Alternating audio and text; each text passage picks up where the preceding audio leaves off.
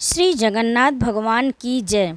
जग के नाथ जगन्नाथ जी की आज यात्रा शुरू हो चुकी है। ऐसे में हमें जगन्नाथ भगवान की इस कथा को ज़रूर सुनना चाहिए। इससे जगन्नाथ भगवान अति प्रसन्न होते हैं। तो दोस्तों चलिए आज हम आपको सुनाते हैं जगन्नाथ भगवान के बारे में संपूर्ण कथा। जो भी इस कथा को सुनता है उसका परम सौभाग्य है। तो दोस्तों इस कथा को पूरा सुने और इस कथा में हम यह भी जानेंगे कि जगन्नाथ भगवान की प्रतिमा अधूरी क्यों है, जगन्नाथ भगवान के मंदिर में यह अधूरी प्रतिमा स्थापित क्यों की गई है। तो दोस्तों चलिए कथा सुनते हैं और इस कथा को संपूर्ण सुना जाता है, तभी आपको इस कथा का संपूर्ण फल मिलेगा। तो चलिए सुनते हैं भगवान जगन्नाथ की संपूर्ण कथा। एक बार भगवान श्री कृष्ण सो रहे थे और निद्रा अवस्था में उनके मुख से राधा जी का नाम निकला। पटरानियों को लगा कि वह प्रभु की इतनी सेवा करती हैं, परंतु प्रभु सबसे ज़्यादा राधा जी का ही स्मरण करते हैं। रुक्मणी जी एवं अन्य रानियों ने रोहिणी जी से राधा रानी व श्री कृष्ण के प्रेम व ब्रज लीलाओं का वर्णन करने की प्रार्थना की। माता ने कथा सुनाने की हामी तो भर दी, लेकिन यह भी कहा कि श्री कृष्ण व बलराम को इसकी भनक न मिले। तय हुआ कि सभी रानियों को रोहिणी जी एक गुप्त स्थान पर कथा सुनाएंगी, वहाँ कोई और न आए। इसके लिए सुभद्रा जी को पहरा देने के लिए मना लिया गया। सुभद्रा जी को आदेश हुआ कि स्वयं श्री कृष्ण या बलराम भी आए तो उन्हें भी अंदर न आने देना। माता ने कथा सुनानी आरंभ की। सुभद्रा द्वार पर तैनात थी। थोड़ी देर में ही कृष्ण एवं बलराम वहां आ पहुँचे। सुभद्रा ने अंदर जाने से रोक लिया। इससे भगवान श्री कृष्ण को कुछ संदेह हुआ। वह बाहर से ही अपने सूक्ष्म शक्ति द्वारा अंदर की बातें माता द्वारा वर्णित ब्रज लीलाओं को आनंद लेकर सुनने लगे। बलराम जी भी इस कथा का आनंद लेने लगे। कथा सुनते सुनते श्री कृष्ण, बलराम व सुभद्रा के हृदय में ब्रज के प्रति अद्भुत प्रेम भाव उत्पन्न हुआ। वो उस भाव में उनके हाथ पैर सिकुड़ने लगे जैसे बाल्यकाल में थे। तीनों राधा जी की कथा में ऐसे विभोर हुए कि मूर्ति के समान जड़ प्रतीत होने लगे। बड़ी ध्यानपूर्वक देखने पर भी उनके हाथ पैर दिखाई नहीं देते थे। सुदर्शन ने भी द्रवित होकर लंबा रूप धारण कर लिया। उसी समय देव मुनि नारद वहां आ पहुँचे। भगवान के इस रूप को देखकर आश्चर्यचकित हो गए और निहारते रहे। कुछ समय बाद जब तंद्राभंग हुई तो नारद जी ने प्रणाम करके भगवान श्री कृष्ण से कहा, हे प्रभु, मेरी इच्छा है कि मैंने आज जो रूप देखा है वह रूप आपके भक्त जनों को पृथ्वी लोक पर चिरकाल तक देखने को मिले। आप इस रूप में पृथ्वी पर वास करें। भगवान श्री कृष्ण नारद जी की बात से प्रसन्न हुए और उन्होंने कहा, ऐसा ही होगा। कली काल में भी इसी रूप में चिलांचल क्षेत्र में अपना स्वरूप प्रकट करूंगा। कलयुग आगमन के उपरांत प्रभु की प्रेरणा से मालव राजा इंद्रधुम्न ने भगवान श्री कृष्ण, बलभद्र जी और बहन सुभद्रा जी की ऐसी ही प्रतिमा जगन्नाथ मंदिर में स्थापित कराई। यह रोचक कथा चलिए आगे पढ़ते हैं। राजा इंद्रधनु श्रेष्ठ प्रजापालक थे। प्रजा उन्हें बहुत प्रेम करती थी। प्रजा सुखी और संतुष्ट थी। राजा के मन में इच्छा थी कि वह कुछ ऐसा करे जिससे सभी उन्हें स्मरण रखें। देव योग से इंद्रधुम्न के मन में एक अज्ञात कामना प्रकट हुई कि वह ऐसा मंदिर का निर्माण कराए जैसा दुनिया में कहीं और न हो। इंद्रधुम्न विचार करने लगे कि आखिर उनके मंदिर में किस देवता की मूर्ति स्थापित करें। राजा के मन में यही इच्छा और चिंतन चलने लगी। इस एक रात इसी पर गंभीर चिंतन करते हुए सो गए। नींद में राजा ने एक सपना देखा। सपने में उन्हें एक देवबाणी सुनाई पड़ी। इंद्रधुम्न ने सुना, राजा तुम पहले एक मंदिर का निर्माण आरंभ करो, मूर्ति विग्रह की चिंता छोड़ दो। उचित समय आने पर तुम्हें स्वयं राह दिखाई पड़ेगी। राजा नींद से जाग उठे। सुबह होते ही उन्होंने अपने मंत्रियों को सपने की बात बताई। राजा पुरोहित के सुझाव पर शुभ मुहूर्त में पूर्वी तट पर एक विशाल मंदिर के निर्माण का निश्चय हुआ। वैदिक मंत्र मंत्रोच्चार के साथ मंदिर निर्माण का श्री गणेश हुआ। राजा इंद्रद्युम्न के मंदिर बनवाने की सूचना शिल्पियों और कारीगरों को हुई। सभी इनमें योगदान देने पहुँचे, दिन रात मंदिर के निर्माण में जुट गए। कुछ ही वर्षों में मंदिर बनकर तैयार हुआ। सागर तट पर एक विशाल मंदिर का निर्माण तो हो गया, परंतु मंदिर के भीतर भगवान की मूर्ति की समस्या जस की तस थी।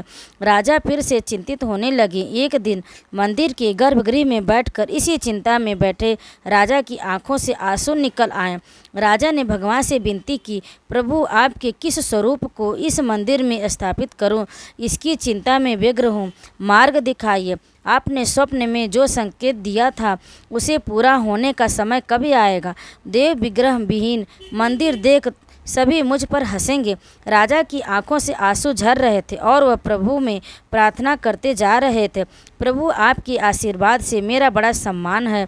प्रजा समझेगी कि मैंने झूठ मूठ में स्वप्न में आपके आदेश की बात कहकर इतना बड़ा श्रम कराया। हे प्रभु मार्ग दिखाइए। राजा दुखी मन से अपने महल में चले गए। उस रात को राजा ने फिर एक सपना देखा। सपने में उसे देवबाड़ी सुनाई दी, राजा यहाँ निकट में ही भगवान श्री कृष्ण का विग्रह रूप है, तुम उन्हें खोजने का प्रयास करो, तुम्हें दर्शन मिलेंगे। इंद्रद्युम्न ने स्वप्न की बात पुनः पुरोहित और मंत्रियों को बताई। सभी यह निष्कर्ष पर पहुँचे कि प्रभु की कृपा सहज प्राप्त नहीं होगी, उसके लिए हमें निर्मल मन से परिश्रम करना होगा। भगवान के विग्रह का पता लगाने की जिम्मेदारी राजा इंद्रद्युम्न ने 4 विद्वान पंडितों को सौंप दिया। प्रभु इच्छा से प्रेरित होकर चारों विद्वान 4 दिशाओं में निकल गए। उन चारों में से एक विद्वान थे विद्यापति, वह चारों में सबसे कम उम्र के थे। प्रभु के विग्रह की खोज के दौरान उनके साथ बहुत से अलौकिक घटनाएं हुई। प्रभु का विग्रह कैसे मिला, चलिए यह कथा आगे सुनते हैं। पंडित विद्यापति पूर्व दिशा की ओर चले। कुछ आगे चलने के बाद विद्यापति उत्तर की ओर मुड़े और उन्हें एक जंगल दिखाई दिया। वन भयावह था। विद्यापति श्री कृष्ण के उपासक थे। उन्होंने श्री कृष्ण का स्मरण किया और राह दिखाने की प्रार्थना की। भगवान श्री कृष्ण की प्रेरणा से उन्हें राह दिखने लगी। प्रभु का नाम लेते वह वन में चले जा रहे थे। जंगल के मध्य उन्हें एक पर्वत दिखाई दिया। पर्वत के वृक्षों से संगीत की ध्वनि तथा सुरम में गीत सुनाई पड़ रहा था। विद्यापति संगीत की जानकार थे। उन्हें वहाँ मृदंग, बंशी और करताल की मिश्रित ध्वनि सुनाई दे रही थी। यह संगीत उन्हें दिव्य लगा। संगीत की लहरियों को खोजते विद्यापति आगे बढ़ चले। वह जल्दी ही पहाड़ी की चोटी पर पहुंच गए। पहाड़ के दूसरी ओर उन्हें एक सुंदर घाटी दिखी जहां भील नृत्य कर रहे थे। विद्यापति उस दृश्य को देखकर मंत्रमुग्ध थे। सफ़र के कारण थके थे, पर संगीत से थकान मिट गई और उन्हें नींद आने लगी। अचानक एक बाघ की गर्जना सुनकर विद्यापति घबरा उठे। बाघ उनकी ओर दौड़ते आ रहा था। बाघ को देखकर विद्यापति घबरा गए और बेहोश होकर वहीं गिर पड़े। जब विद्यापति पर आक्रमण करने ही वाला था कि तभी एक स्त्री ने बाघा को पुकारा। बाघा! उस आवाज़ को सुनकर बाघ मौन खड़ा हो गया। स्त्री ने उसे लौटने का आदेश दिया तो बाघ लौट पड़ा। बाघ उस स्त्री के पैरों के पास ऐसे लेटने लगा जैसे कोई बिल्ली पुचकार सुनकर खेलने लगती है। युवती बाघ की पीठ को प्यार से थपथपाने लगी और बाघ स्नेह से लौटता रहा। वह स्त्री वहाँ मौजूद स्त्रियों से सर्वाधिक सुंदर थी। वह भीलों के राजा विश्वावसु की इकलौती पुत्री ललिता थी। ललिता ने अपने सेविकाओं को अचेत विद्यापति को देखभाल के लिए भेजा। सेवकाओं ने झरने से जल लेकर विद्यापति पर छिड़का। कुछ देर बाद विद्यापति की चेतना लौटी। उन्हें जल पिलाया गया। विद्यापति यह सब देखकर कुछ आश्चर्य में थे। ललिता विद्यापति के पास आई और पूछा, आप कौन हैं और भयावह जानवरों से भरे इस वन में आप कैसे पहुँचे? आपके आने का प्रयोजन बताइए ताकि मैं आपकी सहायता कर सकूं। विद्यापति के मन में बाघ का भय पूरी तरह भिन गया था। ललिता ने यह बात भांप ली और उन्हें शांतता देते हुए कहा, विप्रवर, आप मेरे साथ चले। जब आप स्वस्थ हों तब अपने लक्ष्य की ओर प्रस्थान करें। विद्यापति ललिता के पीछे पीछे उनकी बस्ती की तरफ चल दिए। विद्यापति भीलों के राजा विश्वावसु से मिले और उन्हें अपना परिचय दिया। विश्वावसु विद्यापति जैसे विद्वान से मिलकर बड़े प्रसन्न हुए। विश्वावसु के अनुरोध पर विद्यापति विद्यापति कुछ दिन वहाँ अतिथि बनकर रुके। वह भीलों को धर्म और ज्ञान का उपदेश देने लगे। उनके उपदेशों को विश्वावसु तथा ललिता बड़ी रुचि के साथ सुनते थे। ललिता के मन में विद्यापति के लिए अनुराग पैदा हो गया। विद्यापति ने भी भांप लिया कि ललिता जैसी सुंदरी को उनसे प्रेम हो गया। किंतु विद्यापति एक बड़े कार्य के लिए निकले थे। अचानक एक दिन विद्यापति बीमार हो गए। ललिता ने उनकी सेवा शुश्रूषा की। इससे विद्यापति के मन में भी ललिता के प्रति प्रेम भाव पैदा हो गया। विश्वावसु ने प्रस्ताव रखा कि विद्यापति ललिता से विवाह कर ले। विद्यापति ने इसे स्वीकार कर लिया। कुछ दिन बाद दोनों के सुखमय बीते। ललिता से विवाह करके विद्यापति प्रसन्न तो था, पर जिस महत्वपूर्ण कार्य के लिए वह आए थे वह अधूरा था। यही चिंता उन्हें बार बार सताती थी। इस बीच विद्यापति को एक विशेष बात पता चली। विश्वावसु हर रोज़ सवेरे उठकर कहीं चला जाता था और सूर्योदय के बाद ही लौटता था। कितनी भी विकट स्थिति हो, उसका यह नियम कभी नहीं टूटता था। विश्वावसु के इस बात पर विद्यापति को बहुत आश्चर्य हुआ। उसके मन में इस रहस्य को जानने की इच्छा हुई।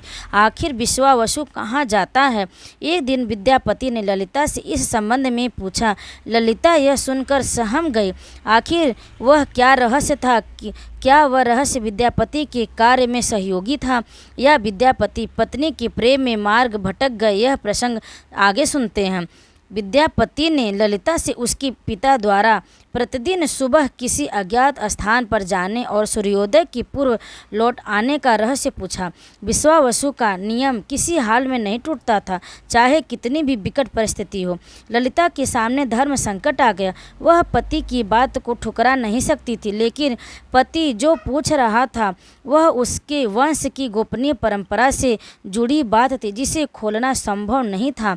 ललिता ने कहा, स्वामी, यह हमारे कुल का रहस्य जिसे किसी के सामने खोला नहीं जा सकता, परंतु आप मेरे पति हैं और मैं आपको कुल का पुरुष मानते हुए जितना संभव है उतना बताती हूँ। यहाँ से कुछ दूरी पर एक गुफा है जिसके अंदर हमारे कुल देवता हैं। उनकी पूजा हमारे सभी पूर्वज करते आए हैं। यह पूजा निर्बाध चलनी चाहिए। उसी पूजा के लिए पिताजी रोज सुबह नियमित रूप से जाते हैं। विद्यापति ने ललिता से कहा कि वह भी उनके कुल देवता के दर्शन करना चाहते हैं। ललिता बोली, यह संभव नहीं है। हमारे कुल देवता के बारे में किसी को जानने की इच्छा है। यह सुनकर मेरे पिता क्रोधित हो जाएंगे। विद्यापति की उत्सुकता बढ़ रही थी। वह तरह तरह से ललिता से अपने प्रेम की शपथ देकर उसे मनाने लगा। आखिरकार ललिता ने कहा कि वह अपने पिताजी से विनती करेगी कि वह आपको देवता के दर्शन करा दे। ललिता ने पिता से सारी बात कही। वह क्रोधित हो गए। ललिता ने जब यह कहा कि मैं आपकी अकेली संतान हूँ, आपके बाद देवता की पूजा का दायित्व तो मेरा होगा, इसलिए मेरे पति का यह अधिकार बनता है कि क्योंकि आगे उसे ही पूजना होगा। विश्वावसु इस तर्क के आगे झुक गए। वह बोले, गुफा के दर्शन किसी को तभी कराए जा सकते हैं जब वह भगवान की पूजा का दायित्व अपने हाथ में ले ले। विद्यापति ने दायित्व स्वीकार किया तो विश्वावसु देवता के दर्शन कराने को राजी हुए। दूसरे दिन सूर्योदय से पूर्व विद्यापति की आंखों पर पट्टी बांधकर विश्वावसु उनका दाहिना हाथ पकड़कर गुफा की तरफ निकले। विद्यापति ने मुट्ठी में सरसों रख लिया था, जिसे रास्ते में छोड़ते हुए चले गए। गुफा के पास पहुंचकर विश्वावसु रुके और गुफा के पास पहुंचकर विश्वावसु ने विद्यापति की आंखों की काली पट्टी खोल दी। उस गुफा में नीले रंग का प्रकाश चमक उठा। हाथों में मुरली लिए भगवान श्री कृष्ण का रूप विद्यापति को दिखाई दिया। विद्यापति आनंद मग्न हो गए। उन्होंने भगवान के दर्शन किए। दर्शन के बाद तो जैसे विद्यापति जाना ही नहीं चाहते थे, पर विश्वावसु ने लौटने का आदेश दिया। फिर इनकी आंखों पर पट्टी बांधी और दोनों लौट पड़े। लौटने पर ललिता ने विद्यापति से पूछा। विद्यापति ने गुफा में दिखे अलौकिक दृश्य के बारे में पत्नी को बताना भी उसे उचित नहीं समझा। वह टाल गए। यह तो जानकारी हो चुकी थी कि विश्वावसु श्री कृष्ण की मूर्ति की पूजा करते थे। विद्यापति को आभास हो गया कि महाराज ने स्वप्न में जिस प्रभु विग्रह के बारे में देवबाड़ी सुनी थी वह इसी मूर्ति के बारे में थी। विद्यापति विचार करने लगे कि किसी तरह इसी मूर्ति को लेकर राजधानी पहुंचना होगा। वह एक तरफ तो गुफा की मूर्ति को लेकर जाने की सोच रहे थे, दूसरी तरफ भील राजा और पत्नी के साथ विश्वासघात के विचार से उनका मन व्यथित हो रहा था। विद्यापति धर्म अधर्म के बारे में सोचते रहे। फिर विचार आया कि यदि विश्वावसु ने सचमुच उस पर विश्वास किया होता तो आंखों पर पट्टी बांधकर गुफा तक नहीं ले जाते, इसलिए उनके साथ विश्वासघात का प्रश्न नहीं उठता। उसने गुफा से मूर्ति चुराने का मन बना लिया। विद्यापति ने ललिता से कहा कि वह अपने माता पिता के दर्शन करने के लिए जाना चाहता है, वो उसे लेकर परेशान होंगे। ललिता भी साथ चलने को तैयार हुई तो विद्यापति ने यह कहकर समझा लिया कि वह शीघ्र ही लौटेगा तो उसे लेकर जाएगा। ललिता मान गई। विश्वावसु ने उसके लिए घोड़े का प्रबंध किया। अब तक सरसों के दाने से पौधे निकल आए थे। उनको देखता विद्यापति गुफा तक पहुंच गया। उनसे भगवान की स्तुति की और क्षमा प्रार्थना के बाद उनकी मूर्ति उठाकर झोले में रख ली। शाम तक वह राजधानी पहुंच गया और सीधा राजा के पास गया। उनसे दिव्य प्रतिमा राजा को सौंप दी और पूरी कहानी सुनाई। राजा ने बताया कि उसने कल एक सपना देखा कि सुबह सागर में एक कुंदा बहकर आएगा। उस कुंदे की नक्काशी करवाकर भगवान की मूर्ति बनवा लेना, जिसका अंश तुम्हें प्राप्त होने वाला है। वह भगवान श्री विष्णु का स्वरूप होगा। तुम जिस मूर्ति को लाए हो वह भी भगवान विष्णु का अंश है। दोनों आश्वस्त थे कि उनकी तलाश पूरी हो गई। राजा ने कहा कि जब भगवान द्वारा भेजी लकड़ी से हम इस प्रतिमा का बड़ा स्वरूप बनवा लेंगे, तब तुम मेरे ससुर से मिलकर उन्हें मूर्ति वापस कर देना। उनके कुल देवता का इतना बड़ा विग्रह एक भव्य मंदिर में स्थापित देखकर उन्हें खुशी ही होगी। दूसरे दिन सूर्योदय से पूर्व राजा विद्यापति तथा मंत्रियों को लेकर सागर तट पर पहुंचा। स्वप्न के अनुसार एक बड़ा कुंदा पानी में बहकर आ रहा था। सभी उसे देखकर प्रसन्न हुए। 10 नावों पर बैठकर राजा ने सेवक उस कुंदे को खींचने लगी पहुँचे। मोटी मोटी रस्सियों से कुंदों को बांधकर खींचा जाने लगा, लेकिन कुंदा टस से मस नहीं हुआ और लोग भेजे गए। कई सैकड़ों लोग और नावों का प्रयोग करके भी कुंदे को हिलाया नहीं जा सका। राजा का मन उदास हो गया। सेनापति ने एक लंबी सेना कुंदे को खींचने के लिए भेज दी। सारे सागर में सैनिक ही सैनिक नजर आने लगे, लेकिन सभी मिलकर भी कुंदे को अपने स्थान से हिला न सके। सुबह से रात हो गई। अचानक राजा ने काम रोकने का आदेश दिया। उसने विद्यापति को अकेले में ले जाकर कहा कि वह समस्या का कारण जान गया है। राजा के चेहरे पर संतोष के भाव थे। राजा ने विद्यापति को गोपनीय रूप से कही कि चलने की बात कही। राजा इंद्रद्युम्न ने कहा कि अब भगवान का विग्रह बन जाएगा, बस एक काम करना होगा। भगवान श्री कृष्ण ने राजा को ऐसा संकेत दे दिया कि उसकी सारी परेशानी समाप्त हो गई। चलिए यह कथा आगे पढ़ते हैं।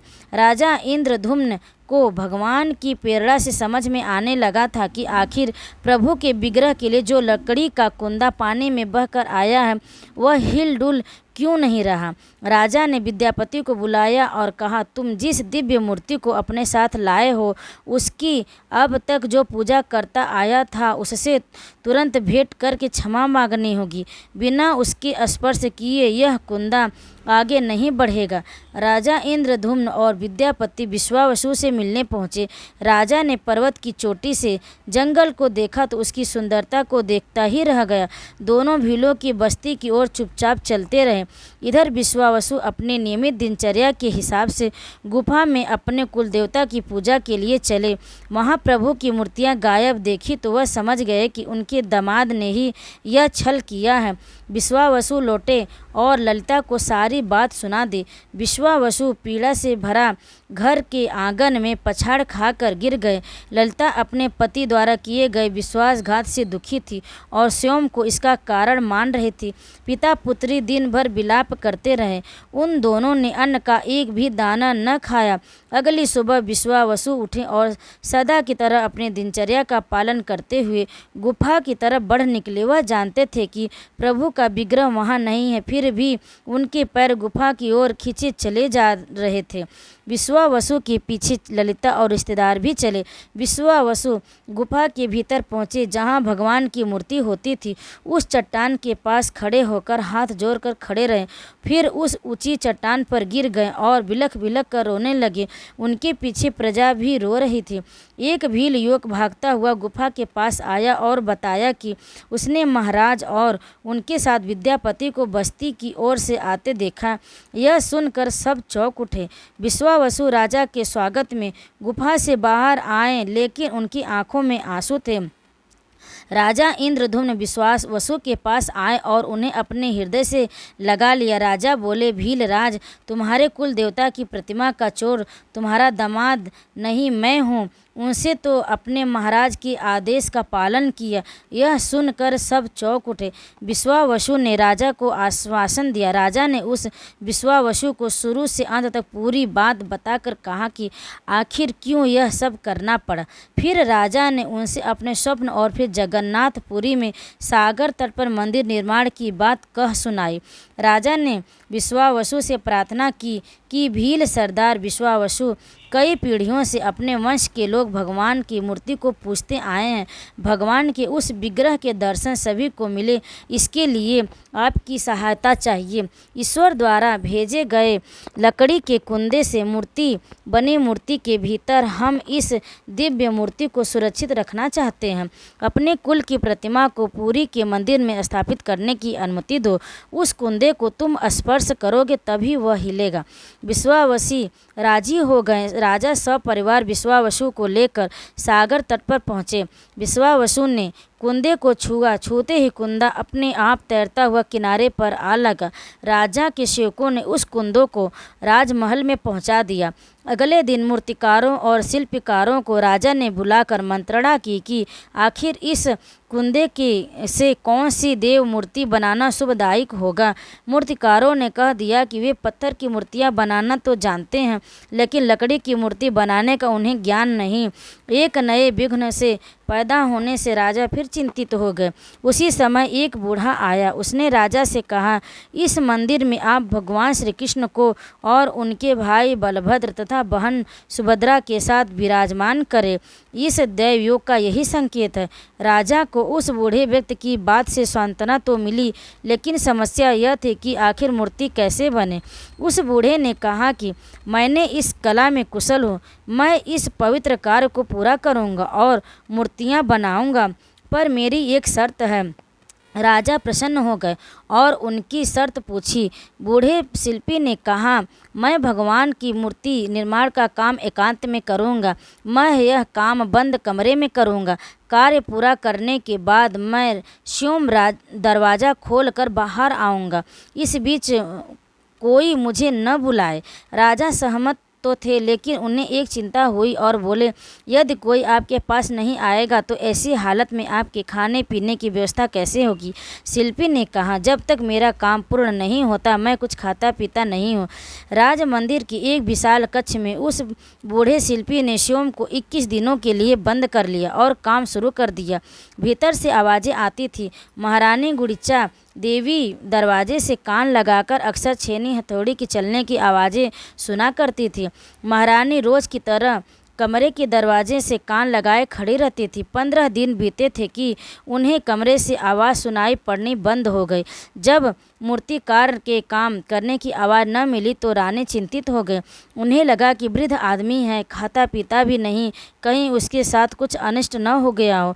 व्याकुल होकर रानी ने दरवाजे को धक्का देकर खोला और भीतर झांक कर देखा।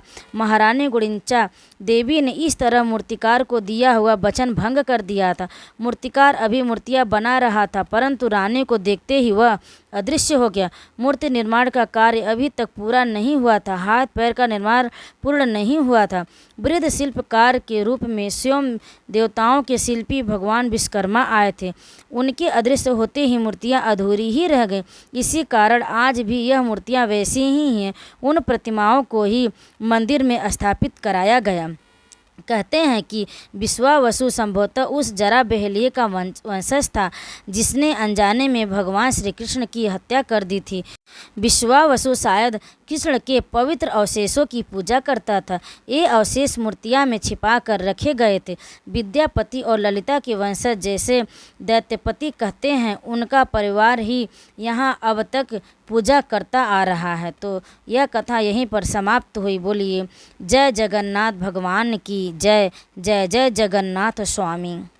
इसीलिए जगन्नाथ मंदिर में जगन्नाथ भगवान की आज भी अधूरी प्रतिमाओं की पूजा करते हैं और रथ यात्रा निकालते हैं।